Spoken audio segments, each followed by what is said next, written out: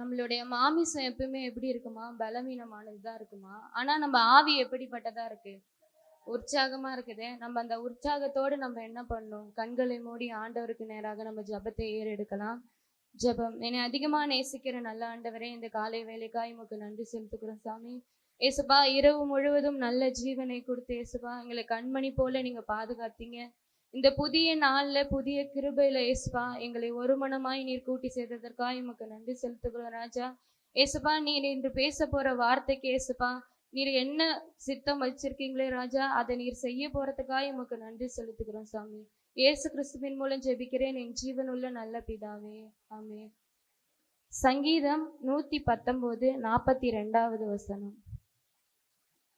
அப்பொழுது என்னை நிந்திக்கிறவனுக்கு உத்தரவு சொல்லுவேன், உம்முடைய வசனத்தை நம்பி இருக்கிறேன் அப்படின்னு சொல்லப்பட்டிருக்கு. நீங்க எல்லாரும் வசனத்தை நம்புறீங்களா? நம்ம லைஃப்ல ரொம்ப எதை அதிகமா நம்ம நம்புவோம்? பேசுங்க. நம்ம லைஃப்ல எதை ரொம்ப அதிகமா நம்புவோம்? நம்ம லைஃப்ல நம்ம தேவையில்லாத காரியங்களை நம்ம என்ன பண்ணுவோம்? அதிகமா நம்ம லைஃப்ல என்ன பண்ணுவோம்? நம்புவோம். இப்போ ஒரு மனுஷன் ஒரு டாக்டர் இந்த மனுஷன் 2 வாரத்திலே செத்துருவான் அப்படின்னு சொன்னா நம்ம என்ன பண்ணுவோம்? அந்த டாக்டரோட வார்த்தையை நம்ம அப்படியே நம்புவோம். ஏதாவது ஒரு பாஸ்டர் 2 நாள்ல உன் குடும்பத்துல இருக்கிற பிரச்சனை எல்லாமே தீந்துரும், உன் கடன் பிரச்சனை தீந்துரும், உன் குடும்பம் இப்படி மாறிடும்னு சொன்னா நம்ம என்ன பண்ணுவோம்? அந்த பாஸ்டரோட வார்த்தையை நம்ம என்ன பண்ணுவோம்? நம்புவோம். ஆனா தேவன் சொல்றாரு, நீ எதையோ நம்பிட்டு இருக்க, ஆனா நீ நம்ப வேண்டியது எது அப்படின்னு சொல்றாருன்னா, அவருடைய வசனத்தையும் அவருடைய வார்த்தையை மட்டும்தான் நீ என்ன பண்ணணும்? நம்பணும் அப்படின்னு சொல்றாரு. அதான் ஒரு வசனம் சொல்லப்பட்டிருக்கு, நாசியிலே சுவாசம் உள்ள மனுஷனை நம்புவதை விட்டு விடுங்கள் அப்படின்னு ஒரு வசனம் சொல்லப்பட்டிருக்கு. அது ஏன் சொல்லியிருக்காங்க? யோசிச்சு பார்த்திருக்கீங்களா? ஏன் அப்படின்னா, சூழ்நிலைகள் மாறும்போது மனுஷனோட வார்த்தைகள் எப்படியா இருக்குமா? பொய்யா மாறிடுமா? அப்ப அவங்க செய்வேன் அப்படின்னு சொல்லுவாங்க, இப்படி செய்வேன்னு சொல்லுவாங்க. ஆனா அவங்களோட சூழ்நிலைகள் காரணமாக என்ன பண்ண முடியாதா? அவங்களால செய்ய முடியாது. ஏன்னா அது அவங்க பர்பஸா என்ன பண்ணல, செய்யலன்னு சொல்லல. ஆனா அவங்களால என்ன பண்ண முடியாதா? செய்ய முடியாது. ஏன்னா தேவன் அப்படிப்பட்டவர் இல்ல. சூழ்நிலைகள் மாறினாலும் அது அவர் என்ன பண்ண மாட்டாரா? சொன்னதே செய்யாமல் அவர் என்ன பண்ண மாட்டாரு? போக மாட்டாரு. அதான் தேவன் இன்னைக்கு சொல்றாரு உங்களையும் என்னையும் பார்த்து, காற்று பலமா வீசுகிறதுனால உன்னால என்ன பண்ண முடியாது? கடல் மேல நடக்க முடியாது. ஆனா தேவன் சொல்றாரு, பேதுருவே, நீ காற்று வீசுனா உன்னால என்ன பண்ண முடியாது? படகு ஓட்ட முடியாது. ஆனா என்னால என்ன பண்ண முடியும்? கடல் மேல நடக்க முடியும் அப்படின்னு என்ன பண்றாரு? தேவன் சொல்றாரு. ஆனா நம்ம என்ன பண்றோம்? பேதுரு அந்த படகையும் அந்த காற்றையும் அந்த கடலையும் தான் அவன் என்ன பண்ணான்? பார்த்துட்டு இருந்தான். ஆனா நம்ம வாழ்க்கையில என்ன பண்ணப்படுமா? காற்று வீசுதான் செய்யும், கடல் கொந்தளிக்க தான் செய்யும். ஆனா நம்ம அதையே பார்த்து கொண்டிருந்தோம்னா நம்மளால என்ன பண்ண முடியாது? எதையுமே செய்ய முடியாது. ஆனா தேவன் சொல்றாரு, நீ அந்த பிரச்சனைகளையும் அந்த சூழ்நிலைகளையும் நீ பார்க்காத. நீ பார்க்க வேண்டியது யாரை பார்க்கணும்? தேவனை நோக்கி நீ பார்க்கும்போது அந்த பிரச்சனைகள் அவர் என்ன பண்ணுவாரா? விடுதலை தருகிறவரா இருக்கிறாரு. அததான் கர்த்தர் சொல்றாரு, நீங்க கர்த்தரையே என்ன பண்ணுங்க? நம்புங்க அப்படின்னு சொல்லப்பட்டிருக்கு. ஒரு சம்பவத்தை கூட பைபிள்ல பார்க்கலாம். ஒரு மகன் மரண அவஸ்தையில என்ன பண்றாரு? இருக்கிறாரு. அந்த அவஸ்தையில ஏசப்பா கிட்ட என்ன பண்றாரு? அந்த தகப்பன் வராரு. எடுத்து வாசிங்க, யோவான் 4:47 வசனம். அந்த மனுஷன் வந்தது எதுக்காக வந்தாரா? அந்த மனுஷன் எதுக்காக வந்தாரு? அந்த மனுஷன் ஏசப்பாவை கூட்டிட்டு போவதான் என்ன பண்ணாரா? வந்தாரா? ஆனா ஏசு கூட போகல. ஆனா போனது என்ன போனுச்சு அந்த இடத்துல? அவருடைய வார்த்தை தான் என்ன பண்ணுச்சா? அந்த இடத்துல போச்சு. அப்ப அந்த மனுஷன் இயேசு கூட இருக்கும் போதே தேவன் என்ன பண்றாரு? அந்த வார்த்தையை அவருக்கு அனுப்புறாரு. அப்ப அதனோட அர்த்தம் என்னன்னா, நீ திரும்பி போ, உன் பையன் கிட்ட என்ன பண்ணிருக்கு? என்னுடைய வார்த்தை அந்த இடத்துல போயிருக்கு, நீ பயப்படாத அப்படின்னு அவர் சொல்றாரு. அப்ப அவர் ஏசப்பா கேட்கிறாரு, உன் மகன் மரண அவஸ்தையில இருக்கிறானா அப்படின்னு கேட்கும் போது, ஆமா ஆண்டவரேன்னு என்ன பண்றான்? அவன் சொல்றான். ஆனா அவன் கடைசி சுச்சுவேஷன்ல இருக்கும் போது கூட ஆண்டவர் என்ன சொல்றாருன்னா, நீ திரும்பி போ, உன் வீட்டுக்கு போறதுக்கு முன்னாடியே கர்த்தருடைய வார்த்தை என்ன பண்ணுமா? உன்னோட வீட்டுல இருக்கும் அப்படின்னு சொல்லப்பட்டிருக்கு. அப்ப அவன் என்ன பண்ணானா, இயேசு சொன்ன வார்த்தையை மட்டும்தான் அவர் என்ன பண்ணானா, நம்பி போனானா. நடந்தது அது என்ன அப்படின்னு பாத்தீங்கன்னா, அதே அதிகாரத்துல 51வது வசனம் வாசிங்களேன்.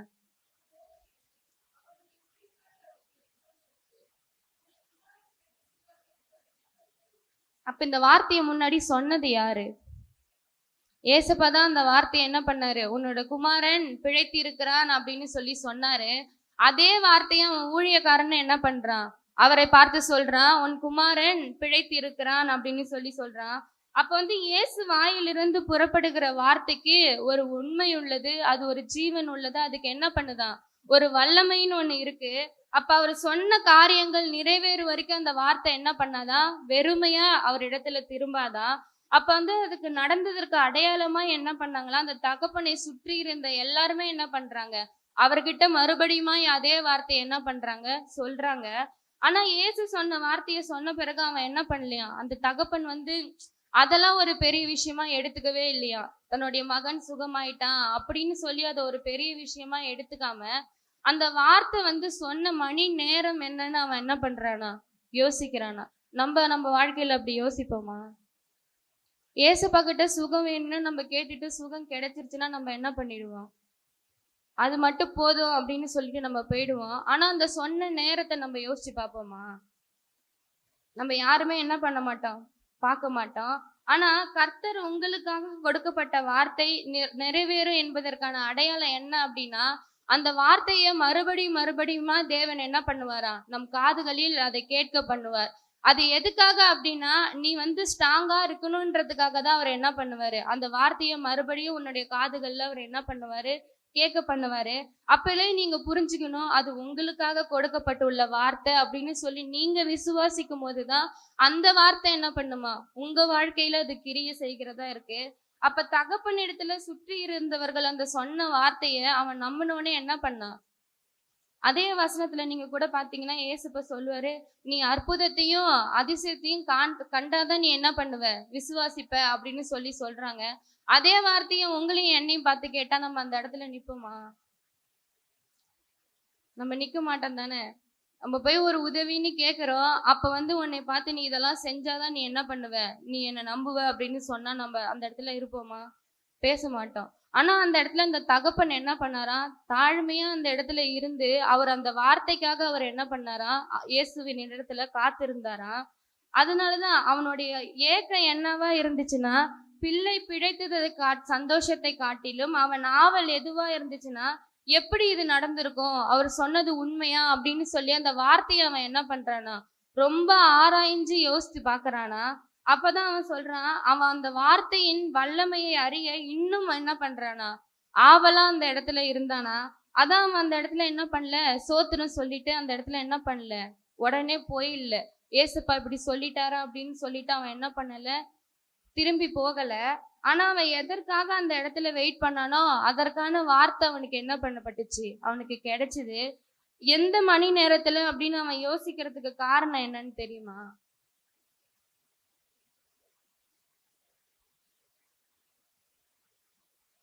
அவன் மனசு ஃபுல்லா எது நிறைஞ்சிருச்சுன்னா, ஆண்டவர் சொன்ன வார்த்தை மாத்திரம்தான் என்ன பண்ணுச்சான், அவனோட இருதயம் ஃபுல்லா நிறைஞ்சிருந்துச்சான். அதனாலதான் அவனோட ஆவல் எதுவா இருந்துச்சு, எந்த மணி நேரத்துல ஏசப்பா என்ன பண்ணிருப்பாரு, அந்த வார்த்தை அந்த இடத்துல போயிருக்குன்னு அவன் என்ன பண்றான், யோசிச்சு பாக்குறான். நம்மளும் சில டைம்ல ஏசப்பா நமக்கு கொடுக்கிற வார்த்தையை என்ன பண்ணிடுறோம், நம்ம வாழ்க்கையில மறந்துடுறோம். அந்த நேரத்தையும் நம்ம என்ன பண்ணிடுறோம், மறந்துடுறோம். ஆனா ஸ்பெசிஃபிக்கா பாத்தீங்கன்னா நம்ம வாழ்க்கையில சில விஷயங்கள்லாம் நம்ம மறக்கவே மாட்டோம். என்னென்ன விஷயத்தெல்லாம் நீங்க மறக்கவே மாட்டீங்க? நான் கேக்குறது நாலு டைம் இதோட ஞாபகம் வச்சுக்கிற விஷயத்த கேக்குறேன். எதை நீங்க மறக்க மாட்டீங்க லைஃப்ல? நம்மளுடைய பிறந்த நாளை நம்ம மறக்க மாட்டோம், திருமண நாளை மறக்க மாட்டோம். நமக்கு பிரியமா யாராச்சும் ஒருத்தவங்க ஏதாச்சும் செஞ்சா நம்ம என்ன பண்ண மாட்டோம், அந்த நாளை மறக்க மாட்டோம், அந்த நேரத்தை மறக்க மாட்டோம். ஆனா தேவன் நம்மளை எப்படியாப்பட்ட சூழ்நிலைகள்ல இருந்து அவர் என்ன பண்றாரு, ஒரு வார்த்தையை கொடுத்து நம்ம வாழ்க்கையே மாற்றி அவர் என்ன பண்றாரு, நம்மள இந்த இடத்துல வந்து உட்கார வச்சிருக்காரு. அப்ப நம்ம என்ன பண்ணிடுறோம், அவர் கொடுத்த வார்த்தையும் அந்த நேரத்தையும் நம்ம வாழ்க்கையில நம்ம என்ன பண்ணிடுறோம், மறந்து போய் தான் நம்ம இந்த நாள் வரைக்கும் நம்ம என்ன பண்றோம், இருக்கிறோம். ஆனா ஏசுப்பா சொல்றாரு, நம்ம வந்து அந்த வார்த்தையை மறந்தாலும் இந்த வேலையில நம்ம என்ன பண்ணணும், அதை நம்ம யோசிச்சு பார்க்கணும். நமக்கு என்ன வார்த்தையை ஏசப்பா கொடுத்துருப்பாரு அப்படின்னு உங்களுக்கு யாருக்காச்சும் ஞாபகம் இருக்கா? முதல்ல நீங்க கடவுளை ஏத்துக்கிட்ட போது கடவுள் உங்கள்கிட்ட பேசின வார்த்தை உங்களுக்கு ஞாபகம் இருக்கா? யாருக்கெல்லாம் ஞாபகம் இருக்கா? அவங்க மட்டும் அல்லேலூயா சொல்லுங்க. அப்ப வந்து அந்த வார்த்தையை நம்ம என்ன பண்ணக்கூடாது, நம்ம ஜீவன் விடும் வரை அந்த வார்த்தையை நம்ம என்ன பண்ணக்கூடாது, மறக்க கூடாது. அப்ப வந்து நம்ம நிறைய பேரை கேட்டோன்னா, நான் எழுதி வச்சிருக்கேன், டைரியில எழுதி வச்சிருக்கேன், இன்னைக்கு பார்த்துட்டு சொல்றேன் சிஸ்டர், நாளைக்கு சொல்றேன் அப்படின்னு சொல்லுவாங்க. நீங்க நேரத்தை மறந்தாலும் பரவாயில்ல, அவருடைய வசனத்தை நீங்க என்ன பண்ணக்கூடாது, மறக்க கூடாது. அதனாலதான் அவரு சொல்றாரு, அந்த வசனம் நம்ம எப்பொழுதுமே நம்ம மனசுலயே என்ன பண்ணணுமா இருக்கணும் அப்படின்னு சொல்லி ஏசப்பா சொல்றாரு. அவன் எந்த வார்த்தையை நம்பி போனானோ அதே வார்த்தையே தேவன் கேட்கும்படி அவனுக்கு என்ன பண்ணாரா, கிருபை செய்தார். அப்ப அவனிடத்துல வந்தது என்ன, அந்த வார்த்தையை அவன் என்ன பண்ணானா, அந்த வார்த்தையை மட்டும்தான் அவன் நோக்கி பார்த்தானா. எந்த ஒரு அற்புதத்தையும் அதிசயத்தையும் அவன் என்ன பண்ணல, தேவனிடத்துல அவன் எதிர்பார்க்கவே இல்லை. அவன் வந்து எந்த வார்த்தையை சொன்னாரோ, எந்த வார்த்தையை அவன் நம்பி போனானோ அதே வார்த்தை அவனுக்கு என்ன பண்ணப்பட்டுச்சு, அவன் கண்ணுக்கு முன்பாகவே அது சாட்சியா அவன் காதுகள் கேட்கப்பட்டது. அங்க அதுதான் நடந்துச்சு. அப்ப நீங்களும் இந்த வேலையில கர்த்தருடைய வார்த்தையை மட்டும் நம்புங்க. மனுஷங்களுடைய வார்த்தைக்கு நீங்க என்ன பண்ணாதீங்க, செவி கொடுக்காதீங்க. எந்த மணி நேரம்னு அவன் கேட்கும் போதே அவர்கள் என்ன பண்ணாங்களாம், 7ஆம் மணி நேரத்தில் அவனுக்கு ஜுரம் சரியானது அப்படின்னு சொல்றாங்களாம். அப்ப தகப்பன் என்ன பண்றாரு, இயேசு சொன்ன வார்த்தையை அந்த தகப்பன் அறிந்து அவர் போனாரா. அப்ப அந்த இடத்துல அவர் என்னத்தை அறிஞ்சிட்டு போயிருப்பாரு? இந்த உலகத்திலேயே ரொம்ப ஃபாஸ்டா போகக்கூடிய விஷயம்னா எது? நான் ஜென்ரலா தான் கேக்குறேன். ஃபாஸ்டா போகக்கூடிய ஒரு விஷயம்னா எது?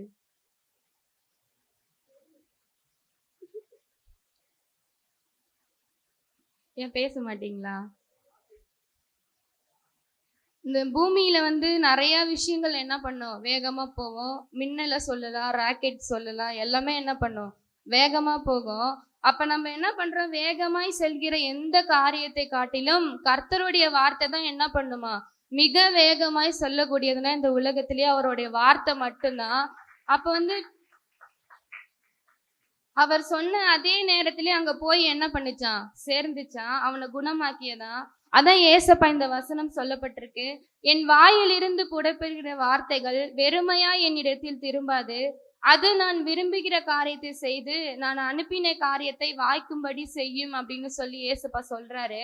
அது எப்பொழுது அப்படின்னா, அதுக்குன்னு ஒரு டைம் என்ன பண்றாரு தேவன் நிச்சயமா நம்மளுடைய வாழ்க்கையில வச்சிருப்பாரு. அப்ப வந்து பூமியில ஒரு மனுஷன் ஒரு காரியத்தை செய்யறான் அப்படின்னா அவன் என்ன பண்ணுவான், ஒரு நாள் ஒரு டைம் எல்லாமே ஃபிக்ஸ் பண்ணுவான். ஆனா அந்த நாட்கள்லயே அது நடக்குமா?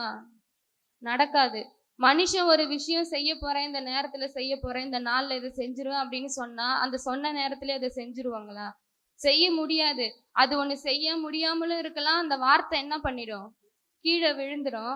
ஆனா நம்மளுடைய தேவன் நமக்காக ஒரு வார்த்தையை அனுப்பும் போது அவர் சொல்லி முடிக்கிறதுக்குள்ளேயே அது எல்லாத்தையும் என்ன பண்ணுமா, அந்த இடத்துல அது செய்து முடித்துட்டு தான் என்ன பண்ணுமா, அது வருமா. அதான் கர்த்தர் எவ்வளவு நல்லவரா இருக்கிறாரு அப்படின்னு சொல்லி நம்ம வாழ்க்கையில நம்ம என்ன பண்ணணும், அவரை அனுதினமும் நம்ம ருசித்து பார்க்கணும். அப்ப தேவன் எல்லாவற்றையும் நமக்கு என்ன பண்ணுகிறாரு, வாய்க்க பண்ணுகிற தேவனா இருக்கிறாரு. தேவன் வார்த்தையை நீங்க நம்பும் போது அவர் என்ன பண்ணுவாரு, உங்களுக்கு நம்பிக்கை உண்டாக்கதான் அவர் என்ன பண்றாருன்னா உங்களுக்கு அந்த வார்த்தையே கொடுக்குறாரு. அப்ப நீங்க தேவனை முதலாவதா நம்பணும். அப்பதான் நீங்க என்ன பண்ண முடியும், அந்த வார்த்தையை நீங்க விசுவாசிக்க முடியும். அந்த வார்த்தையை விசுவாசிச்சாதான் உங்களுக்குள்ள என்ன பண்ணப்படும், அந்த நம்பிக்கை என்ன பண்ணப்படும், இருக்கும். அப்ப வந்து தாவீதை நீங்க கேட்டீங்கன்னா வச்சுக்கோங்களேன், தாவீது என்ன சொல்றாரு, நான் அவர் நம்ப பண்ணின வசனத்தை நான் என்ன பண்றேன், இந்த வசனத்துல அதான் சொல்லப்பட்டிருக்கு, நீர் என்ன நம்ப பண்ணின வசனம் அப்படின்னு சொல்லப்பட்டிருக்கு. அப்ப தாவீது சிறு வயது முதல் அவர் எப்படி தேவன் மேல நம்பிக்கையா இருந்திருப்பாருன்னு நீங்க நினைக்கிறீங்க?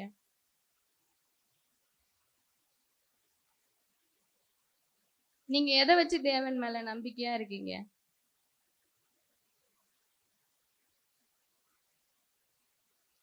அற்புதத்தை வச்சுதான் நம்ம என்ன பண்றோம், அவர் மேல நம்ம நம்பிக்கையா இருக்கிறோம். ஆனா தாவீதை கேட்டிருந்தா அவர் என்ன சொல்லியிருப்பாருன்னா, அவர் ஒரு வசனத்தை வைத்து மட்டும்தான் அவர் என்ன பண்ணாரா, தேவன் மேல அவர் நம்பிக்கையா இருந்தாரா. அப்ப எத்தனை பேர் நீங்க இந்த வேலையில நம்புறீங்க? தேவன் இந்த வார்த்தையை கேட்டு கொண்டு இருக்கும் போதே தேவன் வசனத்தை அனுப்பி என்னை குணமாக்குவார் என்று விசுவாசிக்கிறவர்கள் மட்டும் கரத்தை தட்டி தேவனுடைய நாமத்தை மகிமைப்படுத்துங்க. அவன் வார்த்தையை மட்டும்தான் நம்பி போனா, இன்னைக்கு நீங்க யோசிச்சு பாருங்க. நம்ம ஆண்டவரோட சமூகத்துல அனுதினமும் நம்ம என்ன பண்றோம்? ஜெபிக்கிறோம், ஆண்டவர்கிட்ட பேசுறோம். ஆனா அந்த வார்த்தையை நம்ம ஜெபிக்கும் போது நம்ம நம்பி ஃபர்ஸ்ட் அவர்கிட்ட ஆமென் அல்லேலூயான்னு நம்ம சொல்றோமா? அதை நம்பி நம்ம சொல்லும் போதுதான் நம்ம என்ன பண்ணோம்? நமக்குள்ள ஒரு நம்பிக்கை வந்தாதான் நம்ம அந்த இடத்துல ஆமென் அல்லேலூயான்றதே நம்ம என்ன பண்ணுவோம்? சொல்லுவோம். அந்த நம்பிக்கை வரலன்னா நீங்க என்ன பண்ணக்கூடாது? தேவனை விட்டோ தேவனுடைய சமூகத்தை விட்டோ நீங்க என்ன பண்ணக்கூடாது? வரக்கூடாது. நீங்க வர வரைக்கும் நான் போகவே மாட்டேன்னு சொல்லி நீங்க வெயிட் பண்ணும் போது நீங்க எது கேட்கிறீங்களோ அவர் என்ன பண்ணுவாரு? அதை அவர் தருகிறவரா இருக்கிறாரு. அப்ப தேவன் அந்த பையன் சாகறதுக்கு முன்னே நீ வர வேண்டும் அப்படின்னு தான் அவர் என்ன பண்ணாரா? சொன்னாரா? ஆனா தேசப்பா வாயில இருந்த வார்த்தை உன் குமாரன் பிழைத்து இருக்கிறான் அப்படின்னு சொன்ன அந்த வார்த்தைக்காக அந்த இடத்துல அவன் எவ்வளவு பிரயாசப்பட்டிருப்பான், எவ்வளவு வேதனைப்பட்டிருப்பான். ஆனா அவன் வெயிட் பண்ணான். அவன் நம்பும்படியான வார்த்தையை அவரிடத்தில் வர வரைக்கும் அவன் என்ன பண்ணானா? அவரோட இடத்துல அவன் வெயிட் பண்ணான். அப்ப எல்லாரும் ஒரு வார்த்தையை சொன்னா நம்ப மாட்டாங்க. எல்லாருமே ஒரே வார்த்தையை சொன்னா நம்புவாங்களா? நம்ப மாட்டாங்க. விசுவாசத்தில் பலவீனமானவர்களும் உண்டு, விசுவாசத்தில் பலன் உள்ளவர்களும் உண்டு. அப்ப பலன் உள்ளவங்களுக்கு கொடுக்கப்படுகிற வார்த்தைய பலவீனமானவர்களுக்கு கொடுத்தா அவங்களால ஏத்துக்க முடியுமா? அவங்களால ஏத்துக்க முடியாது, அதை கிரகிக்க முடியாது, அவங்க நம்ப மாட்டாங்க. ஆனா தேவன் சொல்றாரு, அவருக்கு எப்படி பேசணும்னு அவருக்கு தெரியுமா? அதான் ஒரு வசனம் சொல்லப்பட்டிருக்கு, கரவல் ஆடுகளை தேவன் மெதுவாய் நடத்துவார் அப்படின்னு சொல்லப்பட்டிருக்கு. அப்ப நம்மளுடைய சூழ்நிலைகள் என்னன்றத அவர் அறிவார். நமக்கு என்னதான் நம்ம சோர்ந்து போய் இருந்தாலும் நம்ம இதுல எந்த வார்த்தையை குறித்து அவரால் தேற்ற முடியுமோ அது மனுஷங்களால முடியாது, தேவனால மட்டும்தான் என்ன பண்ண முடியும்? நம்மள தேற்ற முடியும். அதான் ஒரு பாட்டு கூட சொல்லப்பட்டிருக்கு. இந்த பாட்டை கூட நம்ம பாடலாம். பலவீன நேரம் என் கிருபை உனக்கு போதும், என் பலவீனத்தில் பலன் தருவேன் என்று. பலவீன நேரம் என் கிருபை உனக்கு போதும், உன் பலவீனத்தில் பலன் தருவேன் என்று.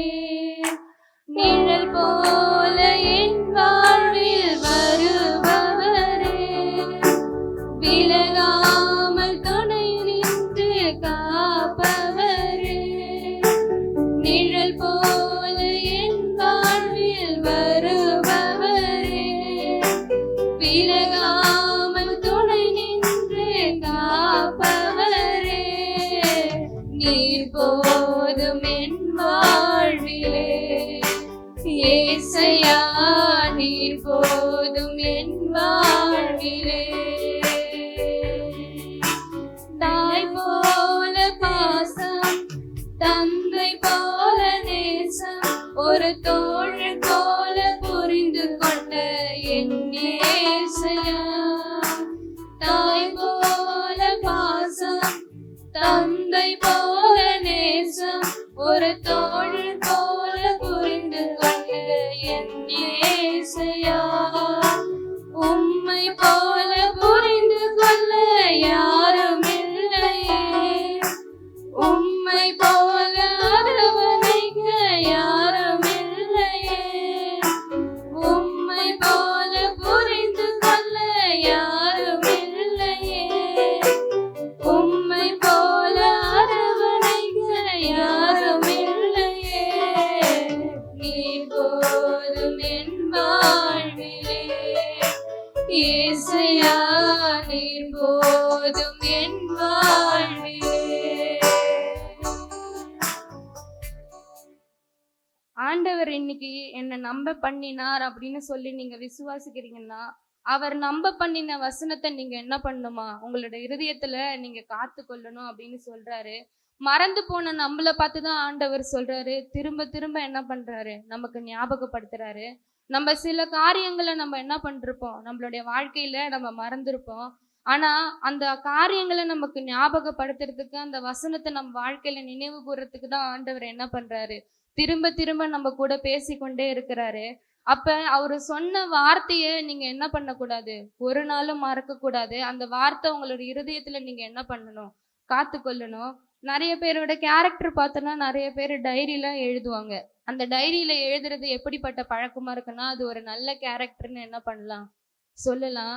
அது ஒரு ஞாபகத்துக்காக தான் நம்ம என்ன பண்றோம், அந்த டைரியை நம்ம எழுதுறோம்.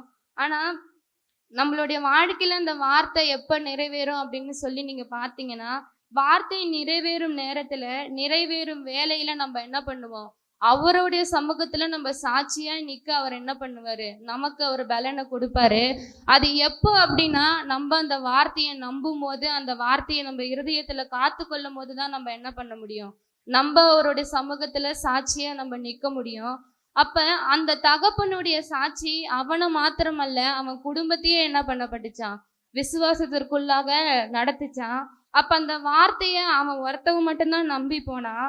ஆனா அவன் நம்பி போனது ஒருத்தவன் தான். ஆனா அந்த குடும்பத்தையே தேவன் என்ன பண்ணாரு, ரட்சிப்புக்குள்ள நடத்தினாரு, விசுவாசத்துக்குள்ள அவர் என்ன பண்ணாரா, நடத்தினாரு. அப்ப ஒருத்தவன் வார்த்தையை நம்பும் போது அந்த குடும்பமே என்ன பண்ணப்படுமா, ரட்சிப்புக்குள்ள வரும். ஆனா அந்த ரட்சிப்பு எப்ப வரும்னா, அந்த நம்புறவனாலதான் வரும். அப்ப அந்த நம்புறவன் எப்படி இருக்கணுமா, நிலையா இருக்கணும், உறுதியா இருக்கும் போதுதான் அவனை கொண்டு ஆண்டவர் என்ன பண்ணுவாரு, பல காரியங்களை செய்வாரு. அப்ப நீங்க யோசிக்காதீங்க, பக்கத்துல இருக்கிறவங்க அந்த வார்த்தையை கேட்கறாங்களா இல்ல நீங்க கேக்குறீங்களா அப்படின்னு சொல்லி யோசிக்காதீங்க. நீங்க ஃபர்ஸ்ட் அந்த வார்த்தையை என்ன பண்ணுங்க, நம்புங்க. அந்த நம்பும் போதுதான் ஆண்டவர் என்ன பண்ணுவாரு, நம்மளுடைய வாழ்க்கையில அவர் கிரியை செய்கிறவரா இருக்கிறாரு.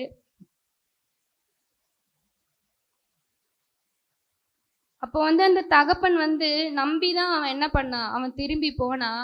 அவன் ஆண்டவரை கூப்பிட்டுட்டு போகணும்னு தான் என்ன பண்ணான், அந்த இடத்துக்கு வந்தான். ஆனா ஆண்டவர் அவர் கூட போல, அவர் வார்த்தையை மட்டும்தான் என்ன பண்ணாரா, அவன் கூட அனுப்புறாரு. இந்த வேலையிலும் நம்ம சோர்ந்து போய் இருக்கலாம், நம்ம அப்படியே எழுந்து நிற்கலாம்.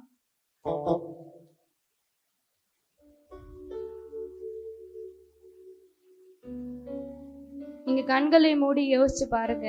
நம்ம எத்தனையோ நாட்கள் என்ன பண்ணியிருப்போம், எதையோ நம்ம இந்நாள் வரைக்கும் நம்ம வாழ்க்கையில நம்பி கொண்டு இருப்போம். மனுஷன் என்ன இதை சொல்லிட்டான், அதை சொல்லிட்டான், இப்படி பேசிட்டான் அப்படின்னு சொல்லி நம்ம என்ன பண்ணியிருப்போம், அநேக நேர்கள் என்ன பண்ணிருப்போம், நம்மளை வருத்திக்கிட்டு கஷ்டப்பட்டுட்டு இருப்போம். ஆனா ஆண்டவர் சொல்றாரு, அந்த தகப்பன் அவர் சொன்ன வார்த்தையை மட்டும்தான் என்ன பண்ணானா, நம்பி போனானா. அவன் தேவனை கூப்பிட்டு போனன்னு தான் வந்தான். ஆனா ஆண்டவர் அவனுக்கு வார்த்தையை அனுப்புனாரு. அவன் வீட்டுக்கு போறதுக்கு முன்னாடியே ஏசப்போட வார்த்தை அவனோட வீட்டுல இருந்துச்சான். அந்த விசுவாசத்தோட நீங்க இந்த வேலையில நீங்க ஆண்டவர்கிட்ட கேட்பீர்களானா, உங்க குடும்பங்கள்ல என்ன பிரச்சனைகள் இருந்தாலும் ஆண்டவர் வார்த்தையை கொண்டு அதை சரி செய்கிற தேவனா இருக்கிறாரு. அதான் ஆண்டவர் சொல்றாரு, பயப்படாதே, நான் உனக்கு கேடகமும் உனக்கு மகா பெரிய பலனுமா இருக்கிறேன் அப்படின்னு சொல்றாரு. ஆபிரகாமுக்கு ஆண்டவர் இந்த வார்த்தையை சொல்றாரு, நீ பயப்படாதே, நான் எனக்கு கேடகமும் மகா பெரிய பலனுமாய் நான் அவன் வாழ்க்கையில இருப்பேன் அப்படின்னு சொல்றாரு. நீங்க யோசிக்கிறீங்களா, உங்களை எல்லாரும் விசாரிப்பற்ற சியோன் அப்படின்னு சொல்றாங்க, என்னை தள்ளு உண்டவள் அப்படின்னு சொல்றாங்க, என்னோட வாழ்க்கை இதோட முடிஞ்சிருச்சு அப்படின்னு சொல்றாங்க. அப்படிப்பட்ட சூழ்நிலையில இருக்கிற உங்களை பார்த்துதான் ஆண்டவர் சொல்றாரு, உங்களுக்கு ஆரோக்கியம் வர பண்ணி உன் காயங்களை நான் ஆற்றுவேன் அப்படின்னு தேவன் சொல்றாரு. நம்ம அப்படியே கண்களை மூடி ஒரு வார்த்தையை நம்பும் போது நீங்க எந்த இடத்துலயும் வெக்கப்பட்டு போகாதபடி அவர் என்ன பண்ணுவாரா, உங்க தலைகளை அவர் உயர்த்துகிற தேவனா இருக்கிறாரு. பல கோடி வார்த்தைகள் நான் கேட்ட போதும் இயேசுவே நீர் பேசும் ஒரு வார்த்தை போதும். பல கோடி வார்த்தைகள் நான் கேட்ட போதும் இயேசுவே நீர் பேசும் ஒரு வார்த்தை போதும். ஓர் ஆயிரம் ஜீவன் உயிர் வாழுமே, ஓர் ஆயிரம் ஜீவன் உயிர் வாழுமே, உம் வார்த்தையில் உண்டு அற்புதமே, உம் வார்த்தையில் உண்டு அற்புதமே, நீரின்றி வாழ்வேது இறைவா, உம் நினைவின்றி மகிழ்வேது தேவா. ஜெபம். என்னை அதிகமா நேசிக்கிற நல்ல ஆண்டவரே, இந்த காலை வேலைக்காய் உமக்கு நன்றி ஏசப்பா. நீர் பேசின வார்த்தைக்காய் உமக்கு நன்றி செலுத்துக்கிறோம் ராஜா. ஏசப்பா, உம்முடைய வார்த்தையை ஏசப்பா நீங்கள் அனுப்பி ஒவ்வொருத்தரையும் குணமாக்கினதற்காக உமக்கு நன்றி செலுத்துகிறோம் ராஜா. நீங்களே ஆரம்பத்திலிருந்து முடிவு வரை ஏசப்பா பாதுகாத்து வழி நடத்துறதுக்காக உமக்கு நன்றி செலுத்துகிறோம். இயேசு கிறிஸ்துவின் மூலம் ஜெபிக்கிறேன் என் ஜீவனுள்ள நல்ல பிதாவே.